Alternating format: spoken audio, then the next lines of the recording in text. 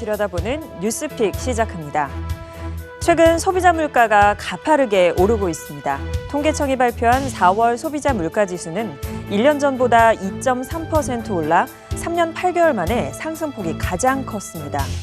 경기 지역 4월 소비자 물가도 작년 동월 대비 2.6% 올라 1년 3개월 만에 가장 높은 상승률을 기록했는데요.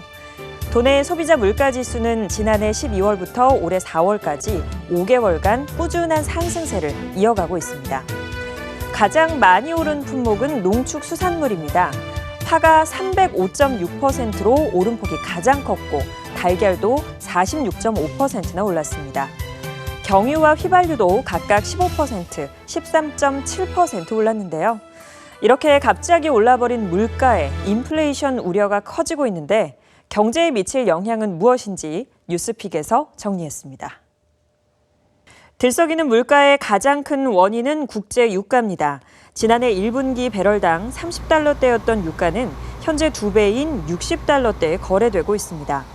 또 다른 요인으로는 기저효과입니다. 소비자 물가 상승률은 전년 동기 기준으로 발표하는데 코로나19에 따른 사회적 거리두기 등의 영향으로 지난해 1분기 소비자 물가 상승률은 전년 동기 대비 1% 안팎에 머물렀기 때문입니다. 일반적으로 경제 위기 때는 원달러 환율이 급등하고 국제 유가도 오르는 경우가 많습니다. 1998년 외환 위기 때도 물가가 8.2%로 급격하게 뛰었고 2008년 미국발 금융위기 당시에도 소비자 물가는 4.5%로 크게 요동쳤습니다. 이 때문에 정부는 최근 소비자 물가의 급격한 상승이 경기 회복 과정에서 나타날 수 있는 일시적 요인으로 인플레이션 우려는 크지 않다고 선을 긋고 있습니다. 하지만 문제는 금리입니다. 백신 접종과 경기 부양책에 힘입어 경기가 살아나고 있는 미국의 4월 소비자 물가 지수는 4.2%로 전월에 비해 약 2배 가까이 치솟았습니다.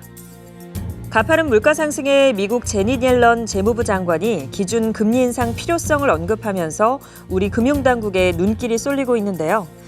미국이 금리 인상에 나설 경우 우리나라의 기준금리 인상 압력이 높아지고 이는 곧 가계부채의 부담으로 작용합니다. 지난 4월 기준 금융권 전체 가계대출은 25조 4천억 원으로 역대 최고 수준을 기록했는데요.